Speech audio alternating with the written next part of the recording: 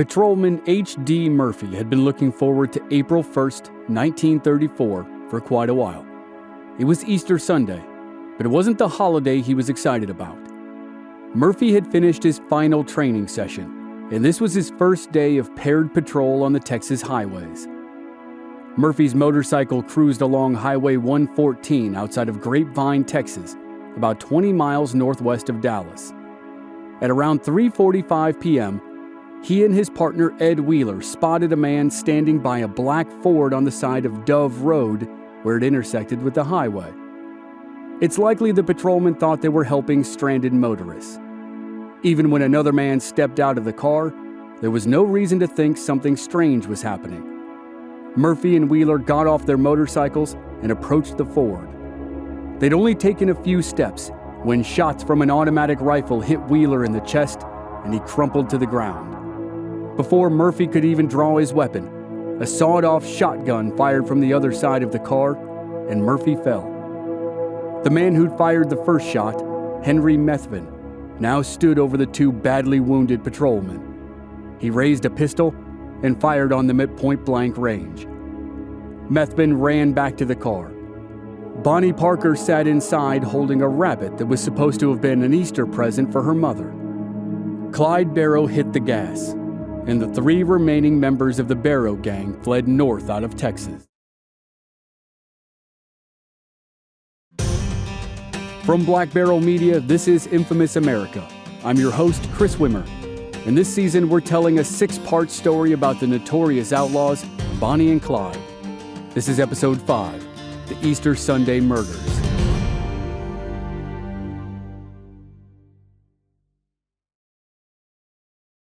Clyde Barrow and Ray Hamilton never really liked each other. The two men clashed from the first time they worked together in 1932. Their comically ill-fated attempt to rob the Sims oil refinery back in the days of the Lake Dallas Gang laid bare the fact that each man believed he was the one who should be in charge. Despite the animosity between them, Clyde and Ray kept coming back together. In some ways, they even complemented each other. There was a coolness and practicality to Ray Hamilton that kept the gang on track and helped robberies go smoothly. Clyde had a knack for escape.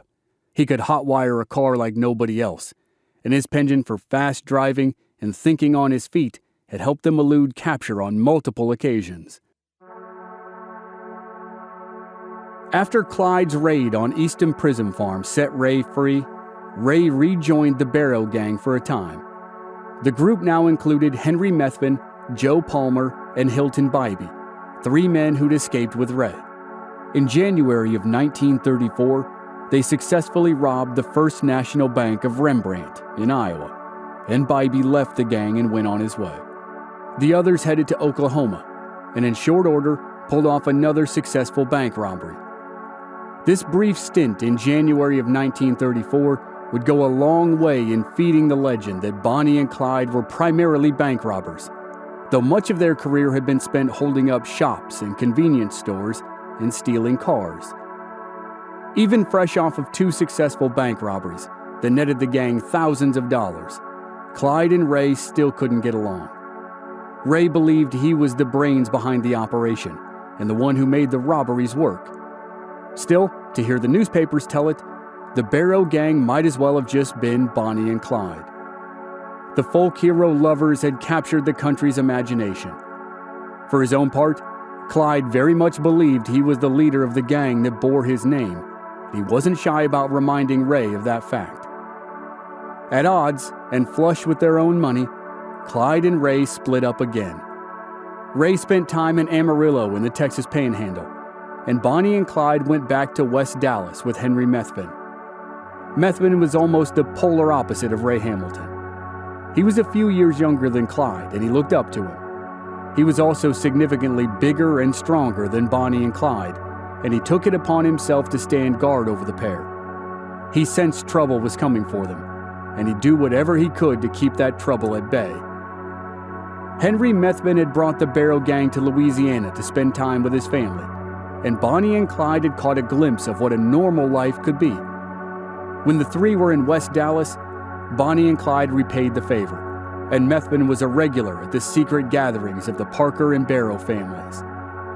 When it was just the three of them, there were moments when they dared to think things might actually work out. But those moments were fleeting. They always needed money. They always used robberies to get it, and as much as they hated to admit it, they knew Ray Hamilton could help. On February 18, 1934, Ray rejoined the Barrow Gang, and he brought along a new recruit, his girlfriend, Mary O'Dare. Bonnie and Clyde despised her from the moment they laid eyes on her.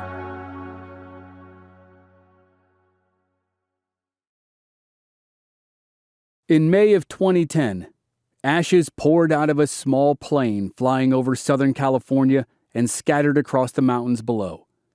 The ashes were said to be the remains of the woman once called Mary O'Dare, who supposedly passed away just before her 95th birthday. Over time, Mary O'Dare's life had become another in a long line of folk tales surrounding Bonnie and Clyde. Some claimed Mary died of a drug overdose in jail as a young woman, while others claimed she died in the 1970s or 1980s. Some believed she simply disappeared to some far-off hidden place. But accounts from the O'Dare family and the work of Bonnie and Clyde enthusiasts revealed that Mary moved to California after her life of crime in the 1930s. She fell in love with the place and died in 2010. It made her the longest living member of the Barrow Gang, though many people close to Bonnie and Clyde would never consider Mary anything more than a short-term interloper. Mary O'Dare was married to Ray Hamilton's old partner, Gene O'Dare. When Gene went away to serve a 99-year prison sentence, Mary and Ray took up together. While her stint in the Barrow Gang lasted only a few weeks, she managed to do quite a bit of damage in that short amount of time. Mary was said to be loud, boorish, and a constant complainer. Bonnie called her washerwoman as an insult, and Clyde referred to her as Ray's prostitute sweetheart. Others said she spent all her time flirting with the men in the Barrow Gang and doing her best to drive a wedge between Bonnie and Clyde. While Ray Hamilton's return led to another series of successful robberies, the tension he and Mary caused quickly reached a boiling point. Bonnie and Clyde started to fight regularly. Mary told Bonnie she shouldn't put up with it. She suggested Bonnie should poison Clyde and run off with his money. Rumor has it that Ray suggested something similar, but also implied Bonnie should join him and Mary in their relationship. But the complaining, the flirting, and even the proposed poisoning weren't the things that finally caused Bonnie and Clyde to give Ray an ultimatum regarding Mary. The Barrow Gang needed weapons and money. On February 20th, 1934, they hit an armory in Ranger, Texas, and came away with a small arsenal. A week later, they hit a bank in Lancaster, Texas, and took over $4,000. Bonnie and Mary had waited in the car during the robbery. They usually waited in the car or sometimes just didn't come along. When it was time to split up the money from the bank job, Clyde made it clear that Bonnie would get an even split, but Mary would get nothing. Ray and Clyde had weathered a range of disagreements over the years, but this was the final straw. Ray argued that Bonnie did no more for the gang than Mary, so if Bonnie was getting a cut, Mary was getting a cut too.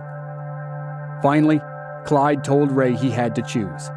He could get rid of Mary and stick with the gang, or he could get out.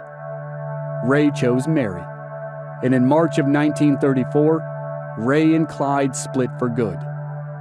Ray and Mary would continue to rob banks for a time, but it's believed she ultimately provided information to the police that led to his capture. Ray believed it as well, saying Mary had ratted on him to save her own neck. A judge looked at the list of Ray's prison breaks, including the famous escape from Eastham, and decided that no prison could hold Ray Hamilton, so he sentenced Ray to death. While in custody, Ray wrote a letter to his lawyers calling Clyde Barrow a petty hold-up man and a trigger-happy killer who wasn't even worth his time. Bonnie and Clyde saw Ray as a coward and a traitor. As Ray languished in the state prison in Huntsville, Texas, waiting to die, they sent him a letter that's believed to have been written by Bonnie and based on Clyde's dictation. She'd always been the better rider of the pair. In the letter, Clyde states plainly to his former partner, "I should have killed you." Ray Hamilton was executed by electric chair on May 10, 1935. By that time, Bonnie and Clyde had been dead for almost a year.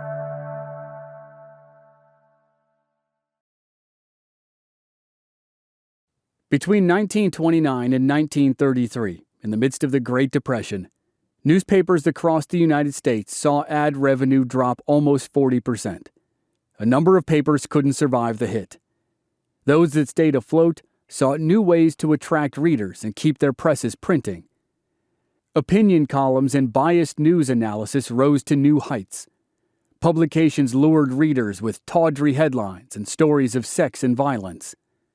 Bold print that had once been reserved for cheap tabloids and gossip columns now found its way onto the front pages of major newspapers across the country. Bonnie recognized how papers used she and Clyde to make money. In her poem, The Trail's End, she wrote, "A newsboy once said to his buddy, 'I wish old Clyde would get jumped. In these awful hard times, we'd make a few dimes if 5 or 6 cops would get bumped.'" In Bonnie Parker, papers found the perfect character to grab readers' attention.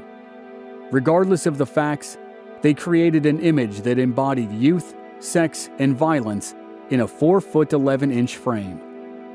Papers often didn't use Bonnie's name, instead referring to her as things like Gun Girl, Lady Bandit, Barrow's Sweetheart, and the Cigar-Smoking Woman.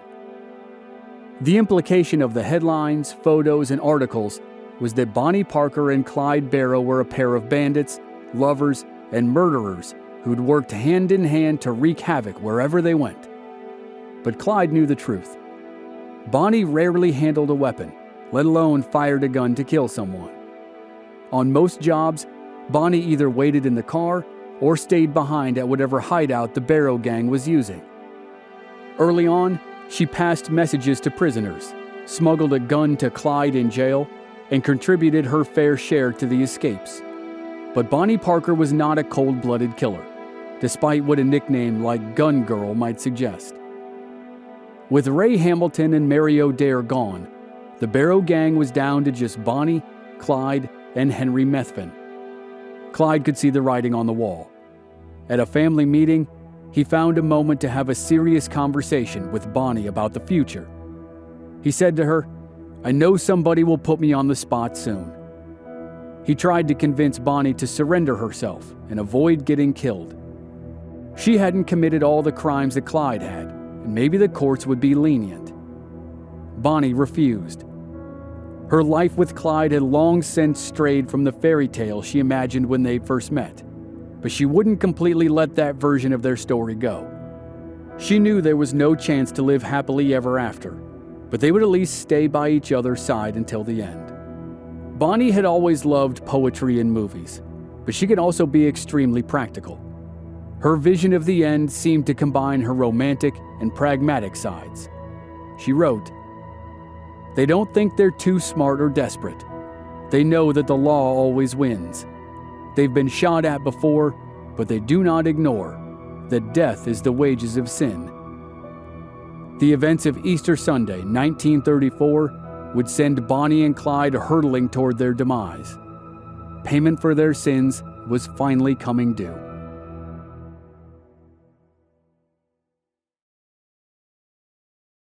H.D. Murphy came from the small East Texas town of Alto. In the 1920s and 30s, a large portion of Alto residents lived in poverty, and there were few opportunities for work. H.D. met Mary Tullis in school, and the two fell in love. They wanted to get married, but they didn't think they could make a life for themselves in Alto, so they headed west. H.D. landed a job with the Texas Highway Patrol that paid $150 a month. It was enough to help the 22-year-old Murphy and the 21-year-old Tullis secure their perfect apartment in Fort Worth before their upcoming wedding. When H.D. Murphy headed out for his first day of paired patrol on Easter, the wedding was just 12 days away. On the morning of April 1st, 1934, 26-year-old patrolman Ed Wheeler headed to work while his wife Doris went to church for Easter services and then drove out to Arlington to spend the holiday with her family. Ed and Doris had met in Arlington, at a traffic stop of all places. They enjoyed spending time together in their apartment, just relaxing and listening to the radio.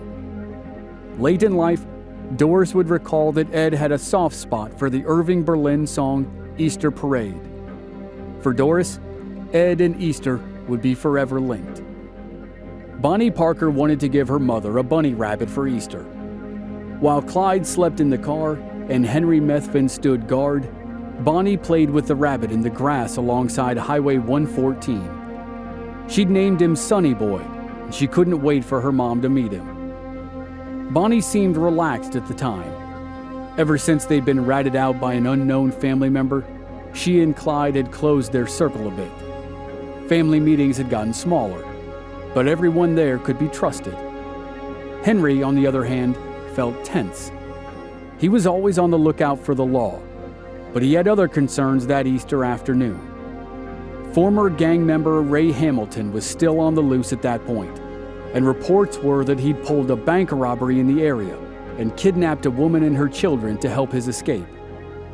Henry feared Ray might come looking for trouble, and he knew if he and Clyde didn't take Ray out, Ray would take them out. In the end, though, it was the law Henry should have been worried about. Henry and Bonnie both spotted the motorcycle patrolman circling around and heading toward the parked black Ford. Henry grabbed the trusty Browning automatic rifle. Bonnie, with Sonny Boy in hand, rushed to wake Clyde up. Clyde hopped out of the car with his sawed-off shotgun. As H.D. Murphy and Ed Wheeler got off their motorcycles and stepped toward the car, Clyde supposedly shouted to Henry, "Let's take him." Many believe that Clyde meant to take the patrolman prisoner, but Henry Methvin misunderstood. He fired at Wheeler, leaving Clyde no choice but to shoot Murphy.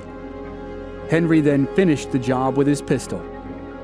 The two young patrolmen died on the highway by their motorcycles, while the Barrow Gang headed to Oklahoma, as they had done so many times in the past. Doris Wheeler returned home from her family's house in Arlington to find a funeral director waiting for her. He told her what had happened to her husband. Mary Tullis and H.D. Murphy's wedding day never came. Instead, Mary wore her wedding dress to H.D.'s funeral. In 1996, at the age of 85, Doris broke over 60 years of public silence about the events of that Easter Sunday. She'd spent decades watching the legend of Bonnie and Clyde grow. She'd seen the two outlaws transform into Texas heroes. When she saw one of Clyde's sisters making an appearance on talk shows, she'd finally had enough. She contacted the Fort Worth Star-Telegram and said, "My husband was killed by Bonnie and Clyde. It's like we don't even count. Glorifying these killers insults all of us." Doris was right that over the years, stories of Bonnie and Clyde's victims and their families seemed to have been lost to history. At the time, though, news of the two young patrolmen getting gunned down in cold blood and leaving behind a grieving young wife and fiancé had an immediate impact. Whatever love affair the public or media might have had with Bonnie and Clyde took a sharp turn. People decided it was time for their story to come to an end. After the murders, the gang fled to Oklahoma, and things only got worse. 5 days after the killings, the gang neared the city of Commerce, Oklahoma, and another shootout erupted. It was smaller than the huge shootout in Joplin, Missouri a few months ago, but it had a big impact on the fate of Bonnie and Clyde. Rain had fallen relentlessly for days and left much of Oklahoma covered in mud. Clyde found it increasingly difficult to drive anywhere without getting stuck. The three remaining members of the Barrow Gang had been taking turns sleeping in the Ford on the side of the road when they spotted two policemen coming their way. Percy Boyd, the 35-year-old chief of police in Commerce, was accompanied by Cal Campbell, a man in his 60s who served as a town constable. Clyde attempted to avoid an altercation by slamming the car into reverse in the hopes of making a quick getaway. but the mud was too thick and the Ford wasn't going anywhere. As Campbell approached the car, he supposedly saw a gun. He panicked and fired a shot. He never had a chance. Before he and Boyd could do anything, Henry and Clyde unloaded on them. Campbell dropped dead, but Boyd suffered only minor wounds. After a prolonged ordeal that involved onlookers and a truck with a tow chain, Clyde got the car out of the mud and took Boyd as a hostage. They kept Percy Boyd with them for a day and then released him relatively unharmed. But their treatment of Boyd couldn't overshadow what had transpired over the course of the past week. 2 young officers were dead in Texas, and now a constable in his 60s was dead in Oklahoma. Stories in newspapers suddenly featured witnesses claiming to have seen the pair enact unspeakable horrors. One man claimed he saw Bonnie fire her gun into the dead body of one of the patrolmen outside Grapevine, while she laughed at how his head bounced off the concrete. Pulp stories were cranked out and painted the pair as a raging terror that threatened everyone. Bonnie and Clyde were living on borrowed time. The pressure to bring them to justice continued to grow, and there was almost nowhere left to hide. That same month, April of 1934, retired Texas Ranger Frank Hamer was setting up his endgame. He'd laid relatively low since being brought in as a special investigator whose sole purpose was taking down Bonnie and Clyde, but he'd been hard at work. In fact, even before the murders on Easter Sunday and the events in Oklahoma, Hamer had set things in motion to finish off Bonnie and Clyde once and for all. Bonnie and Clyde saw Ray Hamilton as a rat and a traitor, but it was someone they never suspected who would ultimately bring them down. Frank Hamer had secretly cut a deal with Henry Methvin and his parents. Henry now had a way out. He would be let off the hook for the robberies and for his escape from the prison farm. Frank Hamer's team would be waiting, and all Henry had to do now was lure Bonnie and Clyde into the trap.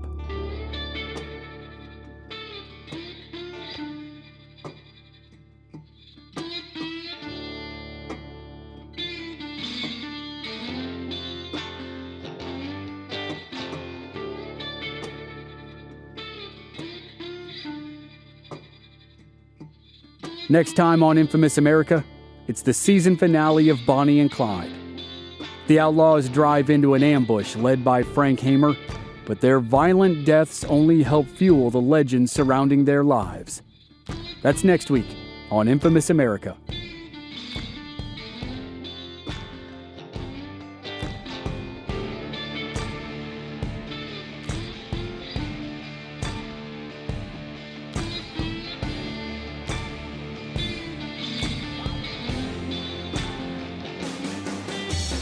This season was co-executive produced by Stephen Walters in association with Ritual Productions. Research and writing by Michael Federico. The theme song for this season is The Story of Bonnie and Clyde. The lyrics were adapted from the poem The Trail's End by Bonnie Parker, and the music was written and produced by Brian Ray. The song was performed by Brian Ray, Orianthi Penagaris, and Stephen Pack. It was recorded at Bad Manor Studio by Jose Alcantar. Additional original music by Rob Valier. Audio editing and sound design by Dave Harrison. I'm your host and producer, Chris Wimmer. Find us at our website, blackbarrelmedia.com, or on our social media channels. We're Black Barrel Media on Facebook and Instagram, and B Barrel Media on Twitter. And you can stream all our episodes on YouTube. Just search for Infamous America Podcast. Thanks for listening.